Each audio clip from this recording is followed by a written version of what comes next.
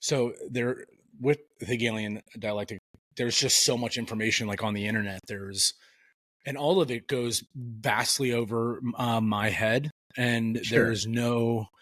there's only a couple videos that I finally found that were like explained simply. And because a lot of those videos that say Hegelian dialectic explained simply is like, there is a thesis and an antithesis and a synthesis. And I would, to me, Hegel that's the thought that, simplest, to well, me, that's right. the But what I'm simplest saying is, explanation.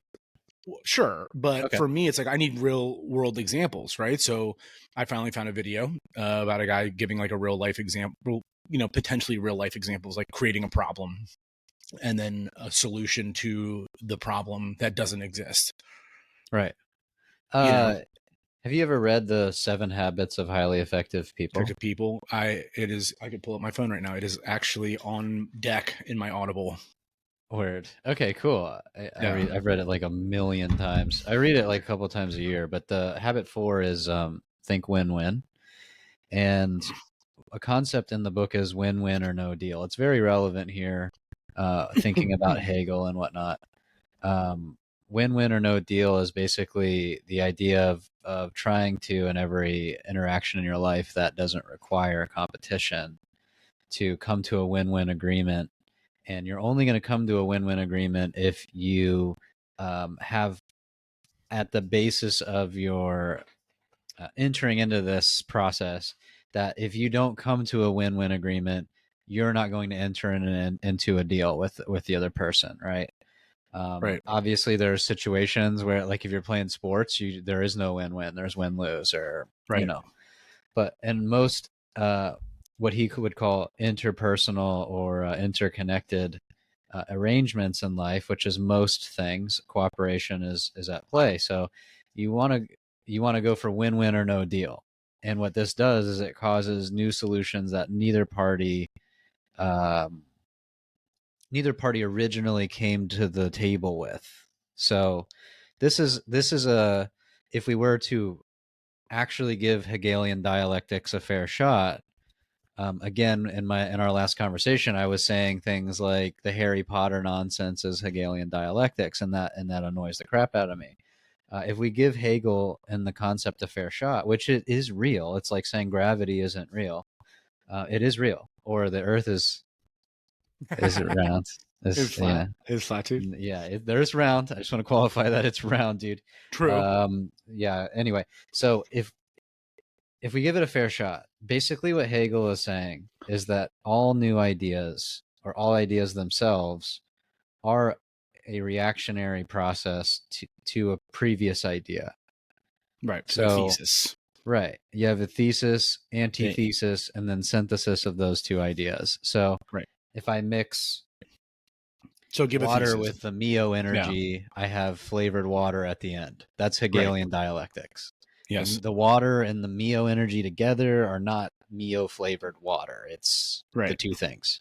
Right. Where I to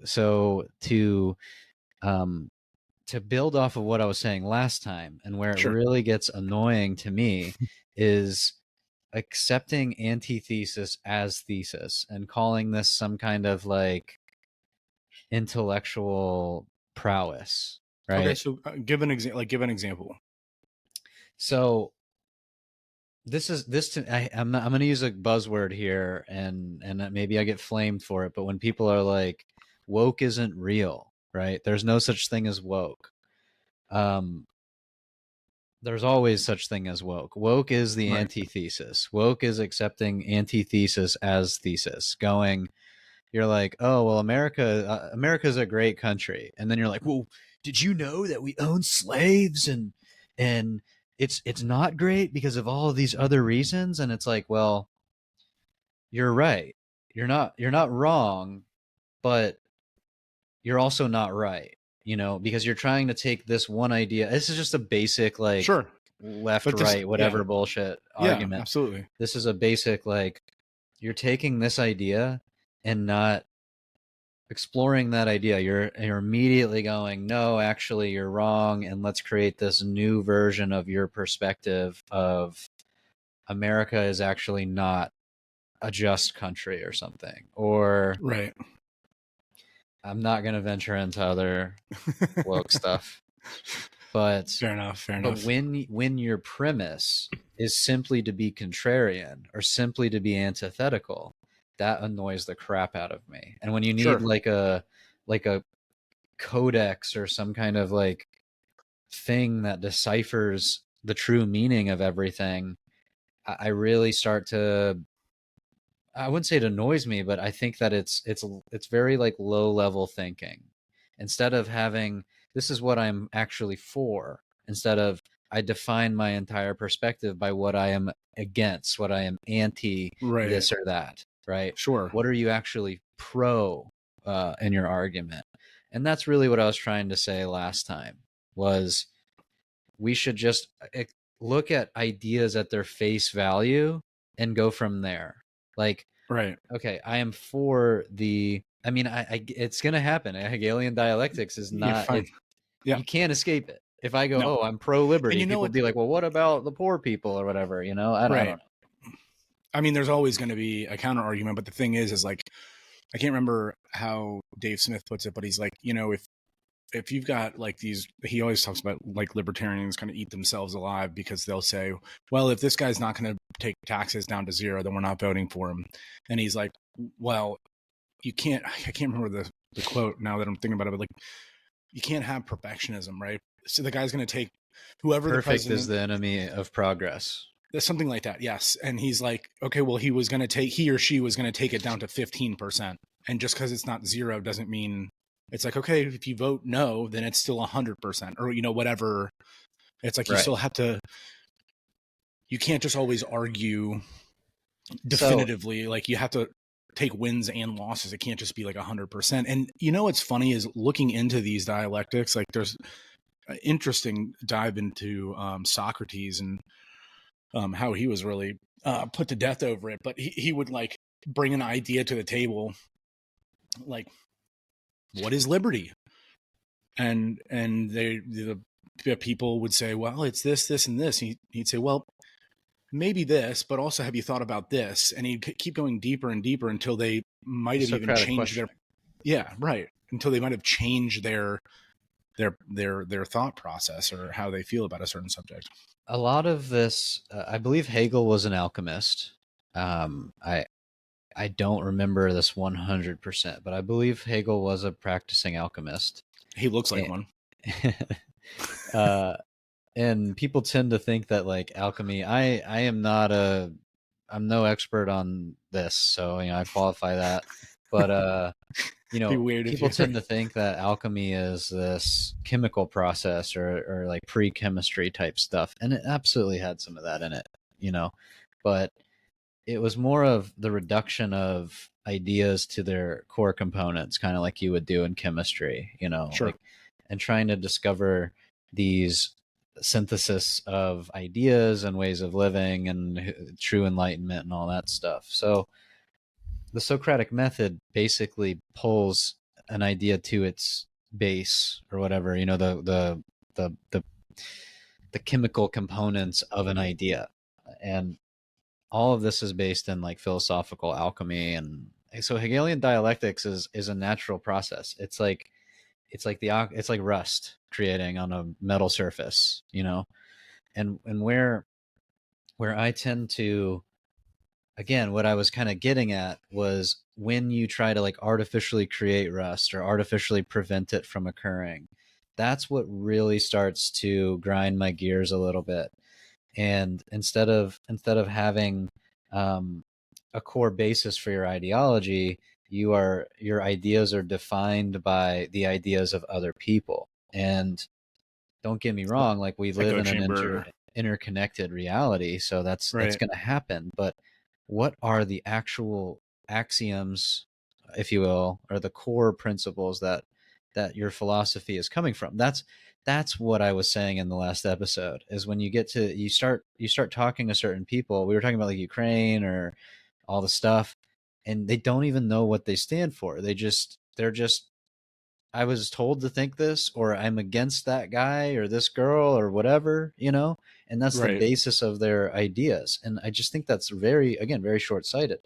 I took a note here while you were responding, and it's what I was saying as well is that communism requires perpetual antithesis. So Right. Which is we another dialectic, which I thought was very, not to cut you off, but was very interesting, is really the only distinguishing difference between Hegelian and Marx, those dialectics, is the class struggle. well, and there is supposedly synthesis, but Right. communists tend to not want synthesis. They need the Right. perpetual antithesis to continue So there's a because, class struggle. right, I would And argue that communism is unnatural, right?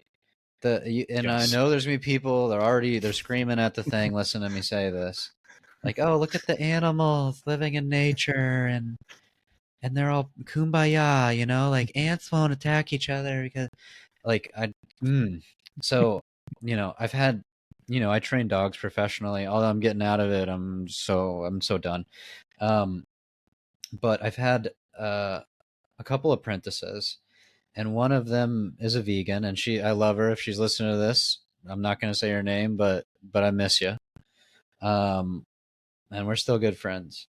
I remember a conversation I had with her because she had this kind of idyllic view of nature, and communists tend to have this as well. And we were walking around. This was in up in Northern Virginia, and the place I was at. I was doing like a pet sitting gig or something, so I had her come over and learn this with this dog that I was training. And we were next to this big forest, and I'm like, "What do you hear when you listen to the woods?" You know, and there were like bugs chirping and stuff, and animals making noises and stuff. It's like, oh, it sounds very peaceful. Nature's so peaceful. I'm like, what you actually hear is billions of organisms escaping predation and trying to predate. You hear animals trying to kill each other and avoid Yep. being killed and Right. avoid being SA'd so that the podcast doesn't get pulled. But Right. nature is brutal. Nature is Yeah. violence, Yep. and um, it is extremely not civilized. So what I think the actual natural order of things is meritocracy and survival of the strongest being. You know what I'm saying? Sure. Right. That doesn't mean that's how we should organize a civilized society, but you have to understand that these ideas are artificial, right? I'm starting to ramble a little bit here, but You're fine, man. in order to maintain this artificial system, you have to perpetually antithesize against what is natural, right?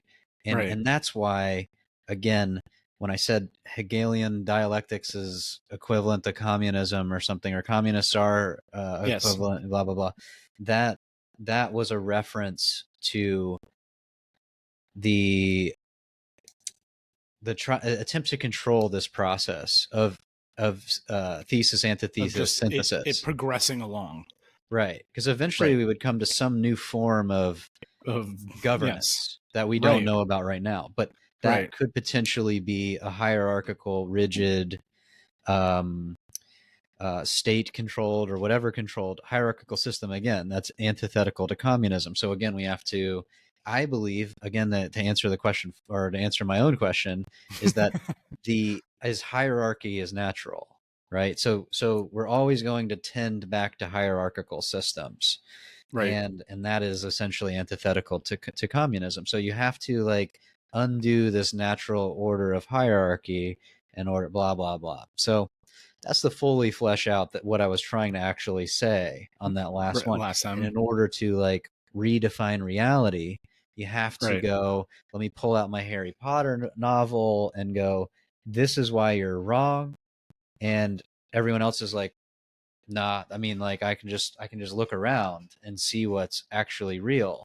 And you have to create this antithetical, Right. anti-reality framework in order to make your ideas work. And they may work temporarily, but then Sure. again, with Hegel It in mind, the you got process the is new gonna thesis, correct itself. antithesis, Yeah. synthesis. Yeah. And it just keeps repeating itself. Yeah, for sure. So that's what I was actually trying to say.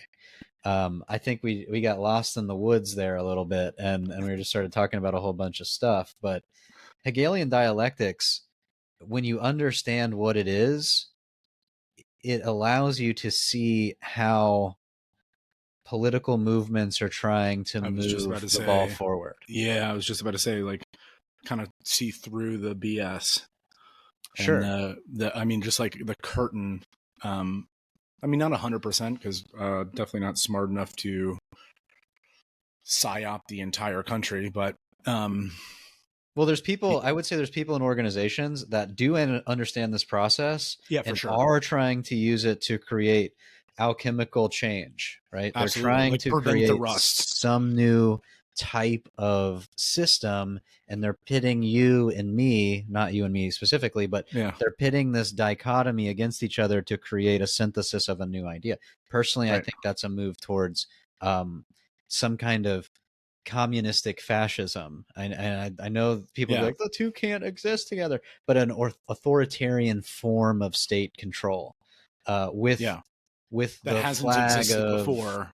right. They're using, instead of it being like dudes with my haircut and a little mustache, you know what I'm saying? It's it's Scott's it's just cloaking it in something else. It's the same stupid. thing. They're just yeah. Yeah, Everyone's like, "Oh my god, you have a Hitler Youth haircut." Ugh. Anyway, it's like, dude, shut the fuck off. So, um, it's, instead of it being cloaked in that and yeah. machoism and militarism and stuff, it's now being cloaked in like kumbaya or militant left wingism. Um, and Which I think is a wild thing to begin with because it's like it's only as of recently. I kind of honestly, I just kind of went along with that. You know, like not left, but I was always like kind of independent, and I eventually at some point I got. I mean, here we go with Dave Smith, but like I'm just saying, I got turned on to his podcast, just like you listened to it, sure, and I the first thing that I took away from that was like, hold on, how did we get here? Like, what's the factual basis behind these conflicts or these, whatever's happening, which it was just really interesting to me because, if you're just going along with everything, you would think that if you're listening to left wing news, you think there's Nazis actually walking down the streets. And if you're if you're watching listening right right wing, wing, you're like, the all gays are there's so taking over or the whatever. gays are going to come to your house with swatches and bang Take every your man in your kids and house and take read them books and yeah stuff. and yeah, and you know what, they're taking your kids to drag shows. Sure. I mean, anyway, all of it's ridiculous, but not to say that Nazis don't exist, and not to say that Yeah, right. And that there trans aren't don't drag shows exist, that are and doing, there are drag like, shows. I'm just saying, like, that's just not. Yeah, I don't know. that's Anyway, the yeah, creation of synthesis. right. That's That's what I'm so saying is yes. they create a problem that doesn't really exist, and that's what I'm trying to get at. Is all of these problems that, yes, they're out there, but they're not as like if you just notice that the news starts reporting on something, and you're like, huh. I didn't know that's really serious, and that's happening right now, and that's happening in my town. It's like you just step back, be like, hold on, are the gays coming into my house with swatches and trying to repaint my walls, and then like I take our kids? Like, no, Yeah. right? And The I gays just are feel like taking our jobs. gays, yeah, the gays are taking our jobs, and then behind the Where's your scenes, yellow ribbon, huh? yeah, right, dude. Where is it? Or with like, I do have to issue kind of an apology. I wrote on Facebook about Transgender Visibility Day. I didn't know, honest to God, didn't know it existed. And but I felt like the amount of gratitude that our president showed to one holiday and not the other, not even thinking for a second that Easter rotates, I just immediately jumped to a conclusion. And it's like, what I'm saying is like, it doesn't matter if they have their day, our day rotates, everything's fine. It's like, I try to be as non-divisive as possible. Sure. But yeah, so I guess circling back around, like, yeah, you'll notice these like random problems that start popping up and you're like, where did this come from? It's pervasive, and you know, on the topic of that, like, it really doesn't hurt me or anything. I'm not even a really religious person, so Yeah, does it hurt someone else? Maybe. I don't know. sure. I mean, you've got the thing Um, is you've just got two large bases, and you think that the trans community is so big, but the reality is the trans community is very, very, very, very, and I can say that 10 more times, small. yeah, They're not a giant portion of the United States, but they would have you believe that it's chicks with wieners are coming to your house and knock down the door. You know what I mean? And the reality is like that's just not true. Like just let them have their, like I always just like who cares? And that's the thing. People get tired of it. That in and of itself creates divide, right? yeah, Because people believe that to be true and do not like check statistics or look at facts. It's like just like you said with we talked about like Ukraine. It's like I get all these responses on Facebook, but it's like expansionism. I mean, they're all buzzwords like expansionism. I don't trust Putin, and it's just like all the same stuff. But there's like, okay, what's the solution here? sure. Like, what's the solution? Like, we can't just keep doing this. And Yeah, as far as like gender identity and stuff goes, I am not an expert. I I am am not either. not even gonna, yeah, not even gonna touch that one because it's, you know, maybe I'm a coward or whatever, but it's yeah, I You let do people you. be. Yeah, If that's what I'm you saying. know, You it's do the you. same. It's gonna be the same thing that I have. This is all right. So this is actually a really good example. This is actually Okay, a really good example now that you brought it up.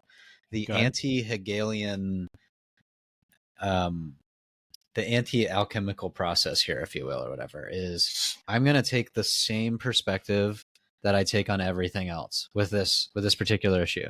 Are they consenting adults? Then they can do whatever they want to do. That's what I. Yep. I believe in medical freedom, right? That means if you don't want to get a COVID vaccine, you don't have to get a COVID vaccine. It means if you want to alter your body to conform to the gender that you think you are, go right ahead. If you're under 18 or under the consenting age in our society, you can't make those decisions. The one that I'll sometimes bring up is, would you let a little kid get a face tattoo? Would you let like your 5-year-old get a Yeah. dick tattooed on their face? Probably you're going to say no. And why Yeah. are you going to say no? We're gonna hope, but there are some people out there that would say yes. Well, But you know that's what I'm saying? true. Like that's what I'm saying. And those are the That's my Overton window. right. Can a 5-year-old get a dick face tattoo? If you say no, then you should also apply that to any other decision that children or child is attempting to make with Right. permanent life altering things. Right. Um, And I agree but and that's what I said in my post. I said, medical I don't care with choice. your adult body. It is yours to do whatever you'd like to. So, It's but my just, point here is yeah, that go ahead. it's the basis of that perspective is that any human being has the free will to do what they want to do. If they're a consenting adult, our society should allow them to do what they want to do. And that comes with a lot of things that I don't like. That comes with a ton of stuff I don't like. As Right. long as it doesn't harm someone else in a meaningful way, right? Right. Again, another slippery slope. There are people like, well, you're going to kill grandma if you don't get a COVID vaccine or whatever. So, but therefore, you're not free to not get a vaccine because it's going to kill grandma, right? Right. Um, but the we have agreed in well, we used to or whatever, maybe we never did, I don't fucking know, but the point of the American idea is to allow people to do whatever they want to do as long as it is not injuring someone in a meaningful way, right? Liberty. I can Liberty. say, Darren, I think you look stupid or something. I'm Thank free you. to say that. If Yes. that made you go, take a toaster into the bathtub, maybe I deserve to be slightly liable for that, but I don't know. You know what I'm saying? Right. But the basis of my philosophy, my political view, it doesn't matter. Even if it saying that allows someone to do some crap I don't like, it does not change the point of view I have. Right. So that is, in my view, the way you remain on the thesis track. no matter what antithesis is provided, I am following this regardless of the current thing. It doesn't matter Right. what it is. Right. So, So like, regardless if it was COVID, if it was, well, you don't want to touch that other subject, but zombie apocalypse, I don't yeah, fucking zombie know. apocalypse. It Or doesn't. Yeah. you know, the altering your body to conform to your gender identity. You want it doesn't matter what it is. Again, I Right. may not agree with it. I may think it's stupid, or I may Yeah. think it's a bad idea, but Right. that's irrelevant, right? No, And and you know what? I agree. And well, we talked offline. We won't mention about the subject, but I had a pretty big disagreement with somebody. But at the end of the day, it was, listen, I just cannot tell someone else what to do with themselves. sure, You know, so as long, like, you're right, as long as you follow that but philosophy, then there are people that it's not that you have to agree with me too, right? You don't have to it's not that I'm not asking you, but the proverbial you. It's not that I'm asking you to agree with my axiomatic and an axiom is, I'll look it up in a second, but I'm not agreeing. I want to define it correctly, but axiom's like the base idea, right? mhm. I'm not asking you to agree or come at a particular subject from my point of view. There are some people that will say, no, even if it has the potential to save a human life, it should be mandated or banned, right? And this Which is almost forces you to go against your. the irony is that the pro-vaxxer crowd, and I hate the pro and anti-vaxxer pejorative, Yeah, but nonsense. the pro COVID vaccine mandating crowd, because I can be against that and not be against the use of vaccines. You know what I'm saying? Or arguing against the efficacy of vaccines. Right. Anti-vaxxer somehow equates the whole argument with, oh, well, you just think vaccines give you like autism or something. No, I'm not saying that. Should I mandate people? So the irony is that that's the pro-life crowd. They're actually taking the pro-life argument. You can Right. take if you don't get the vaccine, you're going to kill Right. grandma argument. You can take that same argument and apply it to abortion. Right. You can go, that thing, that fetus, that clump of cells has the potential to be a human being at some point. So therefore, abortion should be outlawed because this behavior has the potential to end a human life a long time from now. Right. And then you go, okay, well, do you apply? Like, And you know what I'm yeah, saying? Like, yeah. And what I tend to get at that's Hegelian is dialectics. That's what I'm talking yeah, about. How you like do all this mental gymnastic shit to yeah, go, I'm still right, even though the axiom prevents me from having this point of view. Anyway, right. what were you going to Which say? is, axiom is a point of view that needs no proof. Boom, boom. There you Yeah. go. So to A me, the idea self-evident truth that requires no proof. and from like the alchemical process, I've been rereading a bunch of old literature that like No way. It doesn't sound like it. I've been rereading, and when I say old literature, I mean stuff that's like Yeah. helped me along the way. So Yeah. old literature He to me, it doesn't mean it's like he's not meaning like in Aramaic. yeah, exactly. I mean, although I have been reading parts of the Bible and stuff, Yeah. but old in that it's old to me in the process of becoming who I am now. And Sure. a lot of it has to do with like alchemy and Freemasonry and the spiritual side of things and order versus chaos and whatnot. And I also reread a lot of Hegel after our last conversation. And man, I want to get this little screwdriver and just like, yeah, into my eyeball It's a when I lot. read that It stuff. is a lot. There needs to be some type of, I mean, if you want a quick mind blown, just type that into YouTube and just watch. You can pick The way they wrote is just like, dude, can you make this like, stupid doesn't or make something? any Jesus Christ. that's what. And even when you type in like in simple terms, you still get Yes, there are like, there it's are no like, dude, simple there's terms. no simple terms to it. Yeah. And so what I was saying is that, like, even with, you're talking about, you can use that as in the abortion argument or in the vax argument, it gets people to like not change their sides in a good way. It's like flip-flopping their for no, like they don't know why, and there's no proof behind what they're. Do you know what I'm saying? Yes. Well, And I don't know what there's I'm thinking. plenty I of don't know what that. proof. I don't know what that leads to. Well, yes, okay, like what So, COVID. and We're here's the talking. thing. You Here's know, the thing is sure. that this is why I keep referring to axioms. And the thing that I was going to say too is that the axiom again is the base element of that alchemical process. It is I'm adding the gold with the other, or gold isn't. I'm adding bronze or I'm adding brass and tin to make bronze. You know what I'm saying?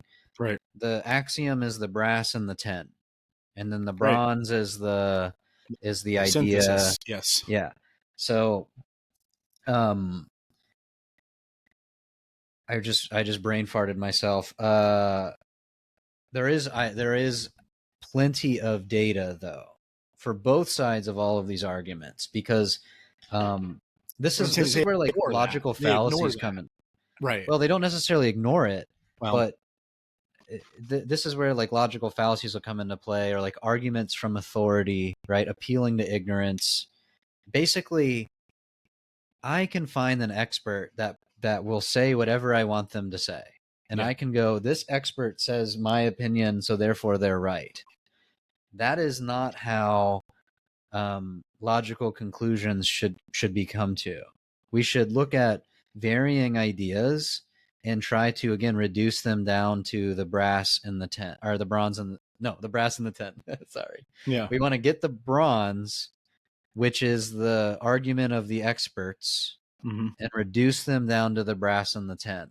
And you've got one side that says we should save every human life regardless of what the consequences of that are. And you got another side that says we should maintain freedom of choice and free will and liberty, if you will, Mm-hmm. regardless of the consequences. So on each side, we have to acknowledge that there are consequences to every action. And Sure. I am super fallible. I am a horrible human being. Like, no, and I'm not even fishing for compliments or you to go, oh, dude, Oh no, I'm a I wasn't shitty gonna. asshole. Good. Okay, Yeah. good. Yeah, for Because a sure. lot of times people are like, oh no, like, no, I'm, dude, I do lots of bad things Yeah. that I'm ashamed of and not proud of. Um, but so does everyone else. You know what Right. I'm saying? Like everyone has skeletons. Everyone does bad stuff. You all. It's so. My point here was going to be that I'm not perfect, and I'm not saying that I am right or that my perspective is perfect. But what I am advocating for is that you know that perspective you're coming from. So with COVID in mind or abortion, these two are very commingled in my head. Yeah. It's, do you support the preservation of human life regardless of its consequences, or do you preserve the preservation of medical freedom regardless of its consequences? Which one matters more to you? And stick to your guns, because you're either pro-abortion and anti-vax mandates, or you're anti-abortion and pro-vax mandates. There is no reality in which the two of those can be separate. You know what I'm saying?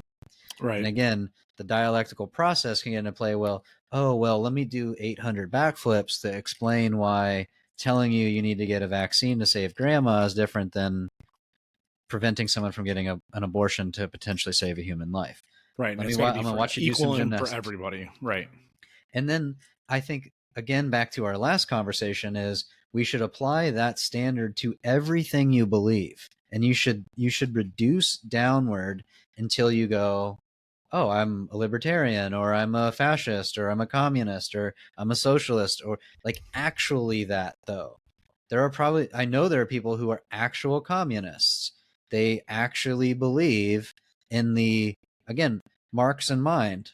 They believe Marxism as core to their axiomatic beliefs. They are not libertarians. They do not believe in liberty.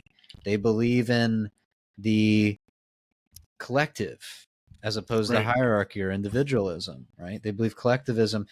collective identity matters more than individual identity, and that is the basis of their axioms. Before I know I'm rambling a bit here. You're okay. Does it have a No. timer here? Okay, I don't want to be rambling too much.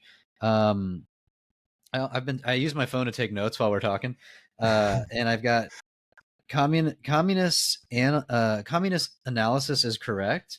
The prescription is terrifying. So when I read the Communist Manifesto, which I've done many times, the thing that always gets to me is the first 3 parts. I'm like, okay, yeah, this is cool.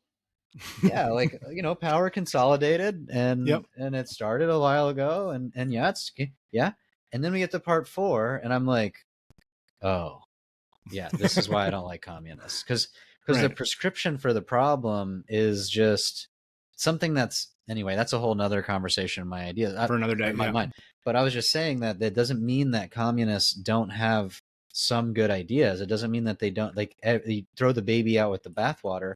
Marx correctly analyzed the problem. He correctly diagnosed that the problem was there. We are not Putin supporters or sympathizers, nor are whatever. You know what I'm saying? Every time someone says, listen, like, you bring up a valid point and you use the word Marx. Yeah. Well, Putin wouldn't even be a Marxist. He'd be a Stalinist. Not. I'm just saying, yeah. He would definitely be a Stalinist. Yeah, and that's a whole nother rabbit hole too, is like, people just think there's only one kind of communist, If I'm reading Murray Rothbard, that's way different than Friedrich von Hayek, for example. Yep. Or Murray Rothbard's great. I don't know why I'm brain farting on all the other. But there's Mises, right? So we get Mises, Hayek, and Rothbard in the same room. They would probably all disagree with each other on many things. Yeah. And they're all communists or left-wingers would say they're all the same, So I think it's really detrimental to not acknowledge that there are, even within schisms that are opposed to us, there are, varying ideas, right? And some of them are good. Sure. Yeah, absolutely. It was a great analogy. Don't throw the baby out with the bathwater, right? Like, right. I mean, absolutely. And I mean, you do see things like that, like when when I just listened to the different dialectics and it got to Marx, like, oh, you know what I mean? Like the first 10 seconds of it, you're like, okay, that makes sense. There's a class struggle, right? And then it's like, oh, that part, the next part, I don't like. So you're saying you want to be in a yeah. Go ahead. So you're saying we got to like take everyone's stuff and then no one owns it? Yeah. So wait, I like liberty. That doesn't sound like that. So like, it's not. You're saying my if I own anymore. a lawnmower and I want to rent it to my neighbor, that I'm gonna get gulagged. That's what you're saying. Okay, that makes sense. Just dude, that word to everyone in this particular country means something so different than what it really is. Yes, it just means war zone from Call of Duty. Yeah, straight to jail. Yeah. Sorry, that got me. You're gonna get gulag for renting out your lawnmower, dude. Yeah. No, but yeah. The analogy I don't understand why we can't have the. What's your thought on why we're unable to have just those simple conversations? I mean, not even that they're simple. Some of them are not simple, but what is a way for someone who's listening to this, who's like, you know what, it is very difficult for me because I do sometimes feel a certain type of way, and I want to, you want to be able to, because it's so hard now. It's so hard left and so hard right, and there's really, I think, I always say this, I think we're all more in the middle, but we still have our hard stances, right? Which is a great thing to have, is have your hard stances.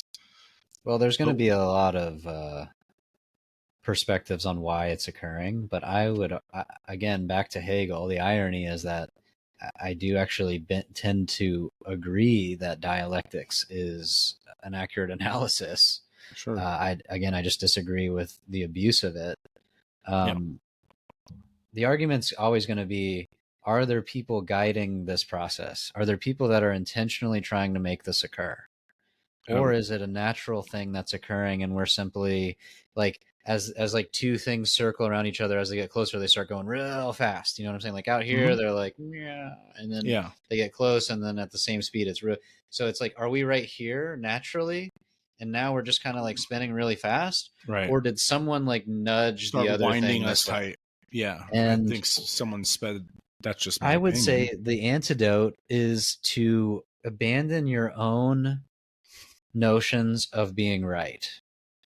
Like, it starts with you, and you're about to read the 7 habits. I love that book. I love it so much. And people who detest me listening to this, if they ever do, you'll probably be like, I don't like that Scott guy, and that's great. But that book is my favorite book. And the only reason I'm saying that is people who've read that book and know my outward personality are probably like, Scott's never read that book. But the solution in my eyes is to abandon the notion of rightness. And when you do that, you stop projecting that onto other people, where you're like, oh, they just want to be right about everything, so I'm not even going to talk about it. Or they think they're right and I'm wrong. That usually is you projecting that idea you hold in your head outward. You think you're right and everyone else is wrong. You think that people should listen to you and obey you. So I think that it actually starts internally.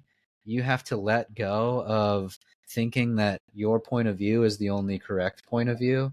That doesn't mean that when it comes to like public administration, if you will, that we shouldn't come to some right point of view.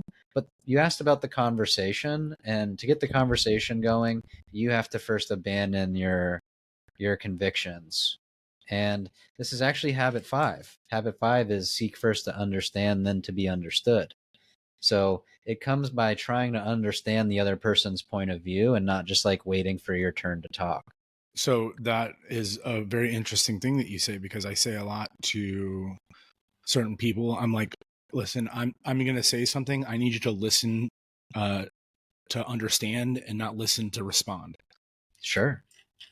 So Right? I It's like, feel like everyone right now is just listening to respond. because They're that's what happens, right? They pick little parts of the conversation. They're not listening to the overall, like, hey, this is how I'm feeling.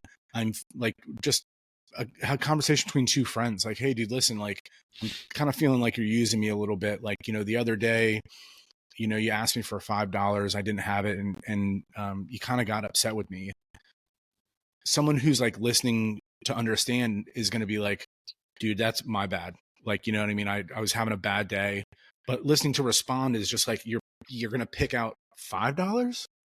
Like, like, you're feeling bad. Well, I'm in a bad spot. I don't have $5. You know what I mean? And I was just, there's a huge, that's what people do nowadays, especially. And I'm always guilty. I do that.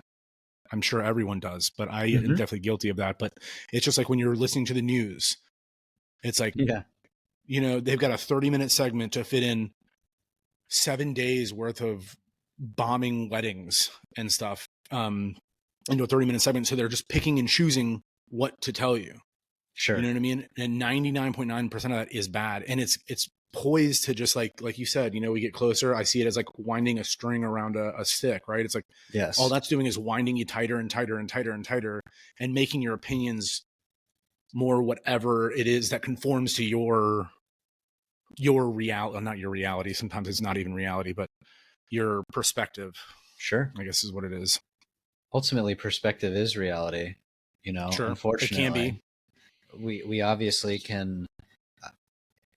I think I don't know if I don't know if I want to say most people, but I think generally people genuinely have the desire for truth in their mind.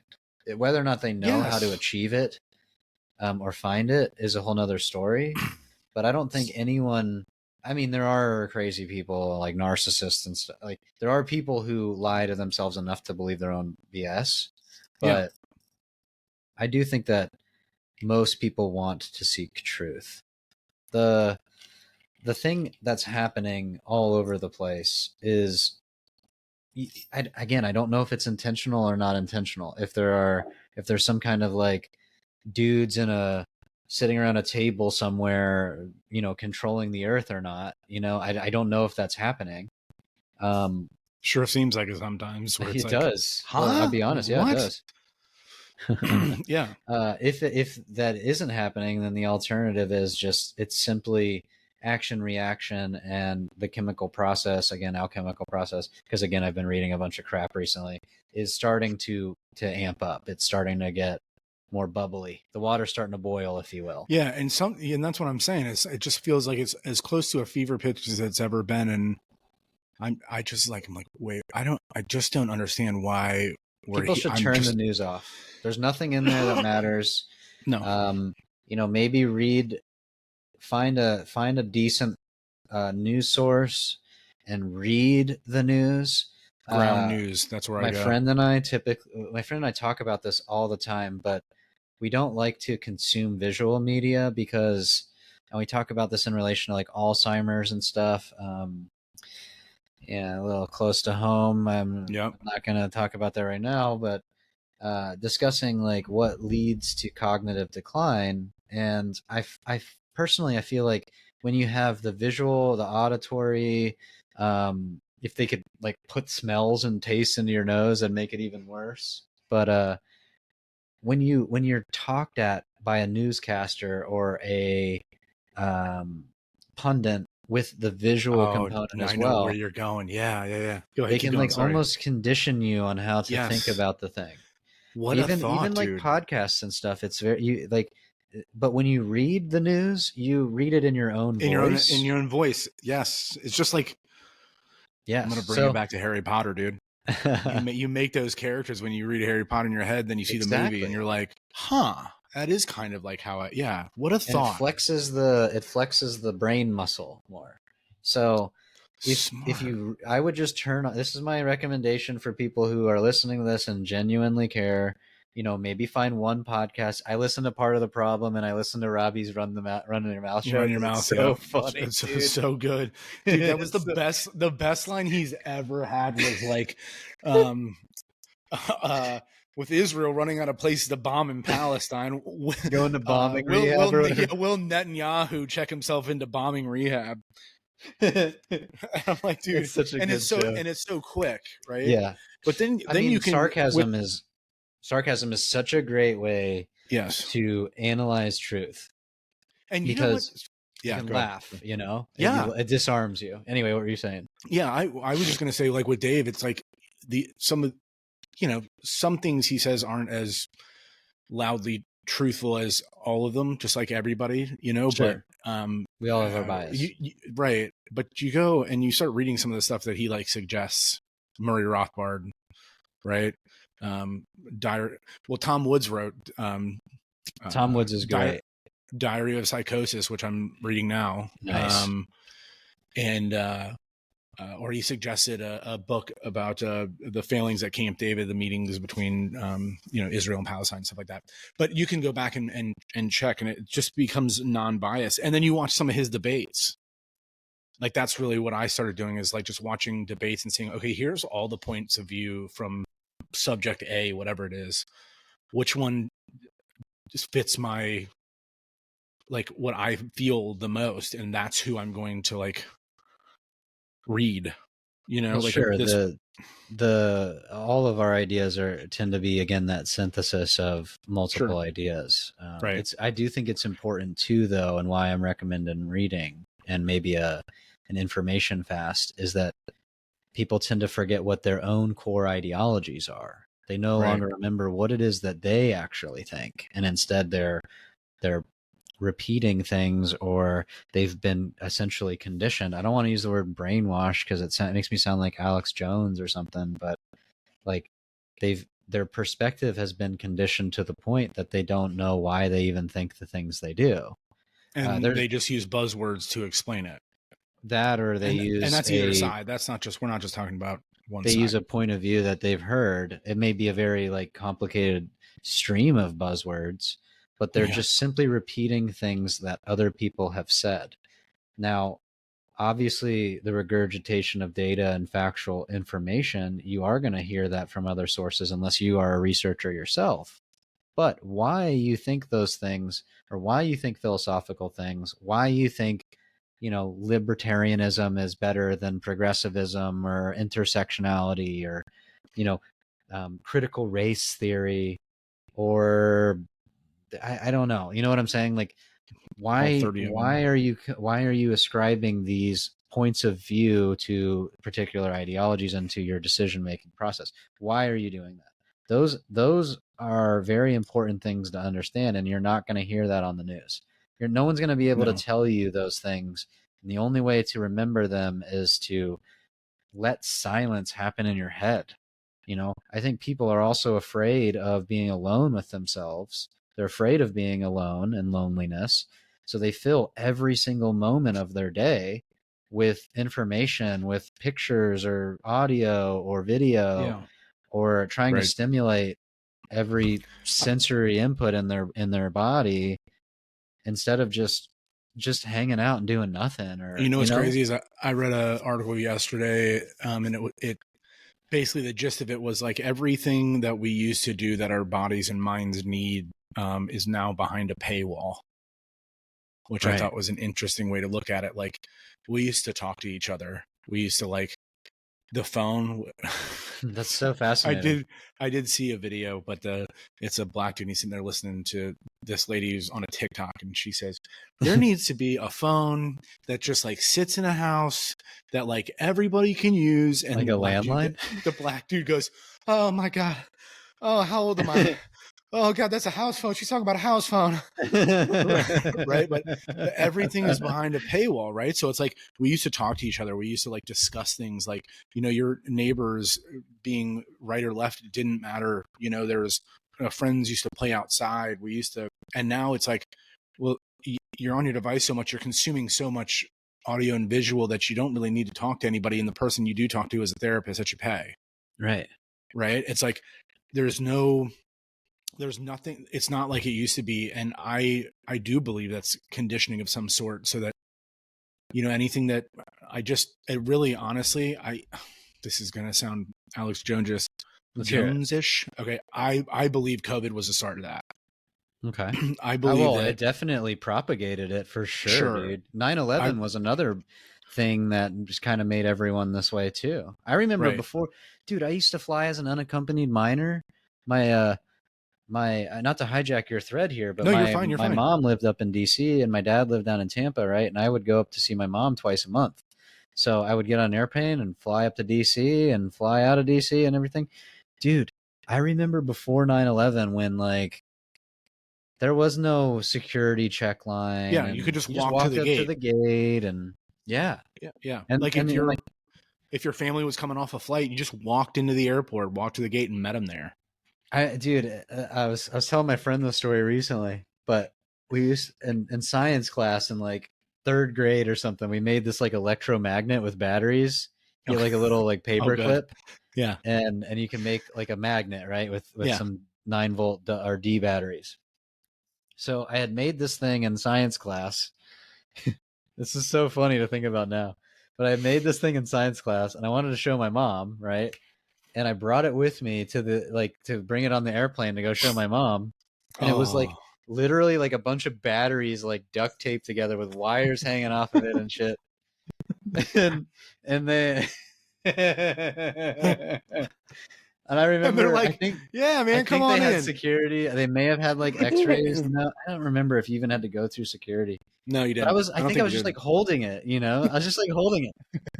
And I walk up to the gate and the flight attendant's like, "What's that?" And I'm like, "Oh, it's this little like electromagnet thing I made, and you can like pick up paper clips with it. It's cool, isn't it?" And she's like, "Yeah, that's cool." And I'm like, and she's like, "I don't know if you can bring it on the plane. Let me ask the pilot."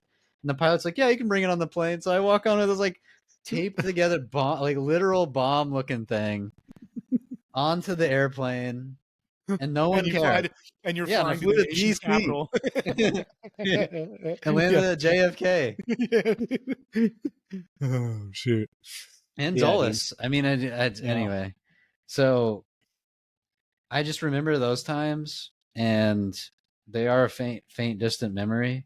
But I remember like going outside and playing every day, and Yeah, like that's there what was no I grew cell up with. phones, and No, man, there was nothing. And like I remember, we were around for like just like the emergence of like high speed internet, where like yeah. I you know remember getting data. Prodigy, and I'm like, what I is the use? remember. What is this crap? Listen, I remember going to church and the sermon being about like how he gets mad. The pastor would get mad when he searched something and it didn't come back instantaneously. And his wife was like, "Well, you know, you do understand that it's going to like China and back Yeah. in like 2 seconds. So Do you just remember give be dial-up modems? Yeah, I had a dial up. That's what Yeah, I'm me saying is, too. and that CD that AOL would send you with like Yeah. 10,000 minutes or whatever. Yeah, dude. But I'm just saying, like we were outside. We talked to each other, and not only that, but like the problems that we had in like my family, we talked about. There wasn't a video to fix it. I mean, therapists, like that wasn't really a thing. That was a thing for. I mean, if you were like I don't know, serious psychological serious disorders. psychological issues, you know, heavy duty PTSD, TBIs, like stuff like that. Now it's like you don't have a therapist. Yeah. Like who are you? I just Who are go you like telling? BetterHelp, and Yeah, who are you telling your problems to? It's like, Oh, what do you my mean? significant other and the people around me. Yeah, weirdo. Yeah, I mean, and yeah. Facebook. Oh yeah, It's I like go in there and you know what I'm saying. It's like people. There's no privacy like anywhere. There's no like.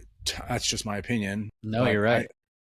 and so There are I think cameras COVID everywhere. was the There's no way next to big thing to see. Like, okay, yeah, dude.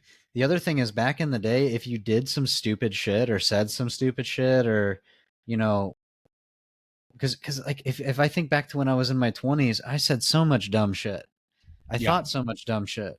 yeah, And like, this goes back to the question you were asking me earlier. How do we solve this problem? What you're describing right now, I think, is integral to this problem that you're recognizing, is that who the Darren is that I'm talking to right now. Obviously, I've known you for like 10 plus years, I think.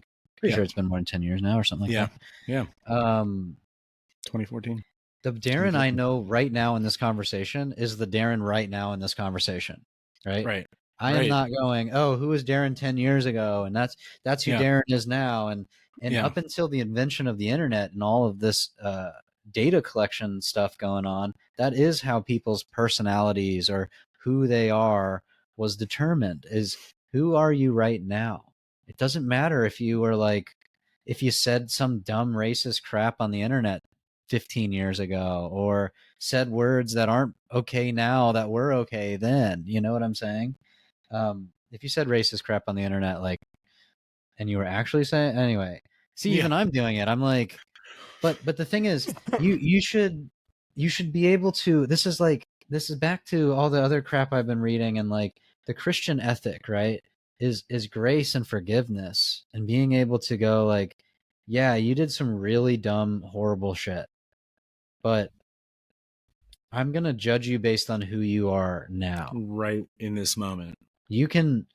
It doesn't matter if, like, do you still think that racist stuff?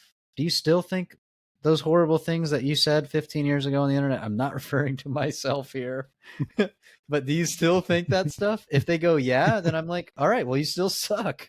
Yeah, But if they go, right. no, I was stupid, I'm like, all right, But that who was cares? wild. Yeah, Yeah, and it's see like ya. that conversation in and of itself, if we're just on that topic just for 2 seconds, is how they change the minds of clan members.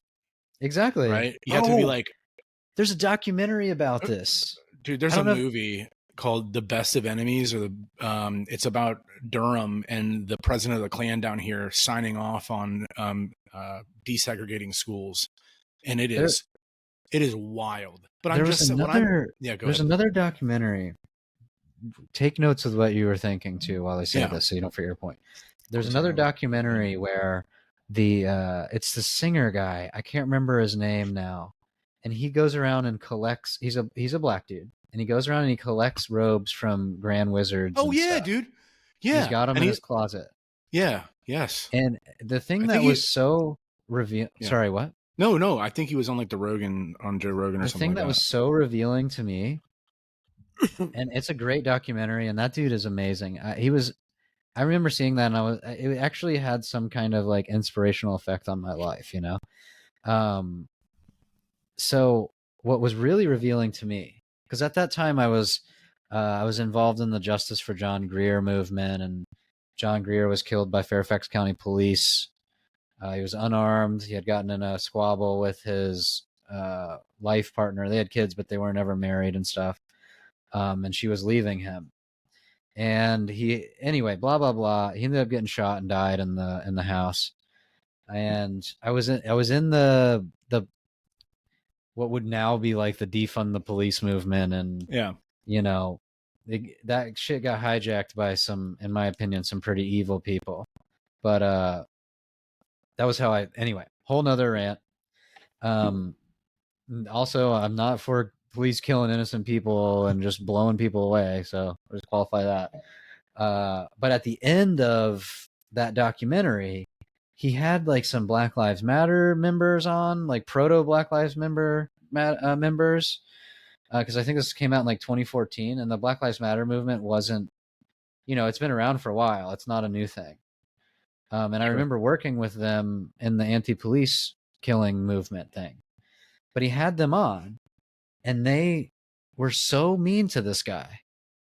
They called him an Uncle Tom and all this other stuff, and they wouldn't even shake his hand, if I remember correctly. They were like extremely rude, extremely like prejudiced towards this guy.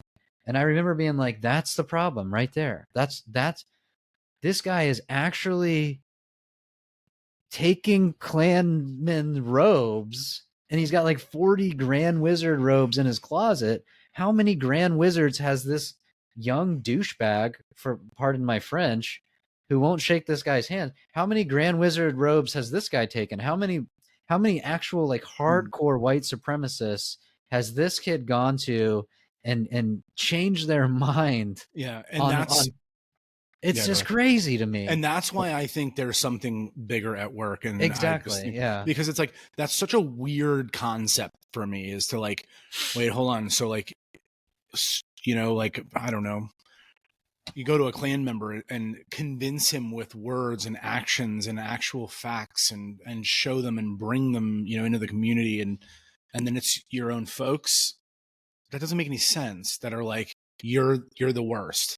It's sure. like, what are you supposed to, like, we want to end racism, but not like that. Like, you know what I mean? Like, I don't understand that whole concept, but like, that philosophy is exactly how you go do that. Like, exactly, that is what I'm recommending. The turning the TV off, turning the audiovisual media off. That is what I'm suggesting. Go outside, talk to people, find out what actually brings you joy in life and purpose, and stop letting other people tell you what you think is right. Like, again, take their ideas and synthesize your own ideas, but what do you think is right? And I would say that the human condition is actually one of community, one of wanting to help other people. I mean, we lived through that. It used to be community. Like, I would say the 90s were actually really cool. I mean, I'm sure there were people that experienced racism and all that stuff. I was just about to say, listen, there's always going to be bad spots. There's always going to be, it wasn't as tension filled from. You know what's really weird? I'll admit this on camera. But when I was a kid, I didn't even know that there were like different races of people. Oh my God. I just thought that there were like, different people. I didn't even know how to explain it. Like, I wasn't like, oh, this person's, it's so weird to explain. And then I moved up to DC and I got like shoved into that world, and I'm like, oh, so like all these people like hate each other and stuff. But growing up as a kid, I'm like, yeah, my buddy Franklin, he's black, but like he's like me. I don't know. Like, somehow he's just black. I don't know. Yeah. And there were like Asian and Spanish people. And like 2 weeks ago, my daughter, she learned, I don't know if it was planned or not, but the difference between, you there? Oh yeah. I don't know. My camera got messed up there for a second. Sorry. Danielle called me. She said, so today, Evelyn learned the difference between boys and girls. And I'm thinking, dude, how mind blowing is that? Right. She just like, she's potty trained, but like Miss Chris, I don't even know if I should say her name, but her teacher obviously does not let them in at the same time. Sure. But like she just doesn't understand why, and she's like, "Mommy, are you a girl?" It's like, "I'm a girl." She's like, "Sissy's a girl." "Sissy's a girl." It's like, "Yes, Sissy's a girl." And she said, "Bubba's a boy." And he's like, "Yeah, Bubba's a boy." And she goes, "And Daddy's a girl." And which I thought was hilarious. But it's like she doesn't know because kids are that innocent, which is wild. And I was just talking to my buddy of mine from the Army. I'll have to get a hold of him, see if he'll go nameless for right now. But he's African American, and we were talking about racism in the military and how like it's just completely different because it's just we're all equally as worthless, I guess. Exactly. But she said when he got out, he was doing something. He worked at a job, and it was in a town which is like almost all white people, or something to that effect. And a mother was holding their baby, and the baby was like trying to wipe off his color. And I was like, "Oh shoot, dude." And he's like, "No, it's like this kid just has never seen me before." And it's not because he's taught that. He doesn't know. And the baby's not doing it to be like racist or something. Yeah. But what's funny? My initial reaction was like, "Oh, dude, sir, for real?" He's like, "Dude, kid's 3. He's never seen a black person before. Like, what do you think he's thinking?" He's probably like, "Wow, like what is this like, does this come off, And it's like, it's so interesting that like children are just that innocent where it's just like they honest to God do not understand race, gender, nothing. And here's the thing is it's all the other components surrounding it that lead to racism, that lead to the institutionalized discrimination against people, right? Because not knowing that there's like different races or whatever, that little baby isn't like, well, that dude's black, so therefore he's stupid, or therefore he shouldn't have a job, or we should keep him from getting loans or something. Like, dude, it's all taught. You've got to, you require all these other weird perspectives in order to justify. He's like, "I'm so worried to be a dad because he's like, I don't want my kid." He's got a fresh hard drive. Here I am downloading all my thoughts and feelings onto this kid's hard drive. Like, does your daddy talk to you about money? Yeah, my daddy doesn't trust banks. He keeps all his cash under the mattress. Like, I mean, that's true, right? That's all. You're right. Institutionalized and taught. And I just think it's such a good idea to turn stuff off. And what's interesting is as of like the last, honestly, since I started this, I just started reading so much. Nice. And I got Ground News, which is like, it says in the middle. You can choose to be right or left, but it says in the middle. It's a really interesting website. But you read the Ground News. Ground News. It's awesome. It shows you. It fact checks everything, and it says if the center's reporting it, if they're right or left, what the percentage of the left reporting versus the right reporting.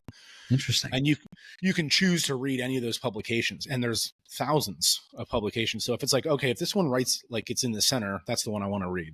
It's like a non-biased, But interesting. Yeah, you're absolutely right about how at least my thought process has just changed, and then like not listening to the news, right? Like that's so unique, being like, you know what, these people kind of condition you, which you're absolutely right.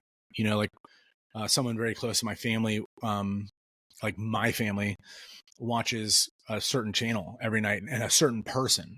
And it's like this person to me is like a mirror image of that person on the screen. And it's like, what is he talking about? Like when I go visit this person, yes, like we'll get in these arguments because I'm just like, well, that's not right. And like that, what he's saying, he's missing half of that. And my dad's like, there you go. My dad's like, no, that's just not true. And I'll look it up like, here, Dad, like it is though. Just because he's saying it doesn't make it fact. Sure. So yeah, and this happens with me and my dad. When it's so funny, it's not political at all. It happened because Oh, your dog. Well, it happens with this dog too, but the one that's been happening with recently, I'm looking at it right now. We got an old 300ZX in 1990. Like my favorite car in the world. I was just about to say that's like your favorite car. Remember when we worked at Microsoft? You like loved that car. Yeah, we got another one. So, he's old, so I'm like, let's get another one, and he's like, I want to leave you some money when I die. And I'm like, dude, I don't care about that. Let's get a car and drive around in it while you're alive. Yeah, dude, That's that's way more right. fun. That's I don't give 100%. a shit about inheritance or whatever. Yeah. Like, let's spend your money now. It's not going to come with you. So anyway, they're old cars. I'm fixing up a G35, and I've got an old 1981 Suzuki that I'm rebuilding into a cafe racer. So anyway, my point is that there will be like components, seals, gaskets, and freaking engine components and stuff, and I redo all the electrical work, and I'm like, I'll be trying to diagnose a problem, and I'm like, what do you think this is? And he's like, okay, I think it's that, and I'll test that, and I'm like, no, it's not that, and he's like, well, I disagree, and I'm like, it happened today. We were looking at valve cover gaskets. If you can't see Scott's face, yeah, you must tune in. Okay, go ahead. So we're looking at valve cover gaskets, and I'm looking at the rebuild kit, and I'm like, okay, there's this other gasket in here. I don't know what it is. And he's like, oh, it's the valve cover gasket. I'm like, no, it's a rebuild kit. Here's the valve cover gaskets. They look like the valve covers. Yeah. And here's this other gasket that doesn't look like the valve covers. And he's like, well, it's the valve cover gaskets. And I'm like, I don't think that's right. So then I I do a little more research, and I find that it's like, okay, this is the lower plenum head intake gasket. And he's like, I disagree. And again, I'm just like, okay, This can go. I don't know only what to one say place. here. Okay. Yeah. So I disagree. all right. Well, like that's the only thing you can say is like, okay. Like, okay. yes. Thank you. Hey, Dad. When I drop this is gravity. I disagree. Okay. Well. Okay. Well, listen, I'm a little hungry, so I'm gonna go make myself. You want anything for lunch? I can make you something if you're hungry. That's so funny. Yeah, it's like it's a matter of fact too. Like that's, when we first started talking about Ukraine and COVID, and it was so divisive and all that stuff. But it's like he watches that show, and it's like, God, I don't know, something Waters. I don't know what his name is. Something Waters on a news network named after an animal. But it's like interesting to me where it's just like, dude, there's one guy that can do no wrong. And then let me tell you something, everybody else is the devil. Yes. It's like, all right, Bobby Boucher, just relax, dude. I think that there's part of the human condition where we have to have core ideas. Sure. And it's just part of who we are. But it's important to re-examine and re-evaluate what got you to where you are. And two, like you said, and like I kind of said earlier, there's two components at play. One, audiovisual ain't flexing the brain the same way. And two, it's really easy to condition you. And those two together, unfortunately, I think creates some cognitive dissonance. And then the problem is if you are doing that, subconsciously you're assuming everyone else is doing that, and that's kind of what perpetuates this endless cycle. And we're moving towards something we're not sure of. We'll find out soon enough, I'm assuming. Even so much so that we are patriotsupply.com or whatever. Yeah, 2 weeks supply. I'll tell you what, my kids would be like, I'm not eating that. It's like, you're going to starve to death. Yeah, you'll eat eventually. Yeah. What's that? He's like, Dusty Slay said, I didn't know dogs ate other dog food. It just said dog food. He's a dog. And my dad say, if he gets hungry, he'll eat it. Right. I say that to my dad all the time because he wants to get his dog to eat food. And I'm like, you shouldn't have to tell a dog to eat. What the hell's going on? I say it to some of my clients too. They're like, oh, I got to do 800 backflips. And if I don't put the bacon and the eggs and the little Dynavite stuff on top of it, I'm like, okay, well, just put the food bowl down. If they don't eat in 5 to 10 minutes, put the food bowl on top of the fridge and then do it tomorrow. And then if they don't eat then, guarantee you in 3 days, they'll eat when you put the food bowl down. And if it's been a week, take it to a vet. Yeah. There also random tidbit of dog info on this topic. This is a horrible experiment, by the way. I would never do this, but this group of scientists like starved a dog for like 100+ days, like 130 days, and that thing didn't die. So if you're trying to get your dog to eat food and you're worried about it skipping a meal and it's going to die and it's in perfect health or it's in good health and all that Yeah. stuff, disclaimer, talk to your vet. Yeah. This is not veterinary advice. Guarantee that dog's going to eat eventually. It's going to get hungry. Yes. Yeah. It's not stupid. Yeah. Right when and they eat your right pizza before off your counter, but Odie sorry, passed. Yeah, that's what it was. It was like he was only really in the mood for like at that point he was, and it was just a matter of time before he went. And I was just telling the vet, like, if he wants to eat something, like, it doesn't matter. I'm gonna sure, give it to give him him. a hamburger. Who gives a fuck? That's what I'm saying. Yeah. It's like he wouldn't eat his dog food, but he'd eat a whole large pepperoni pizza. Like, dude, Nice. you're getting it. You know what I mean? Yeah. Yeah. So I'm right there with you. Hey, thanks for coming by, dude. Yeah, dude. Stay on. I'm gonna stop recording. Okay. And then we'll chat for a minute.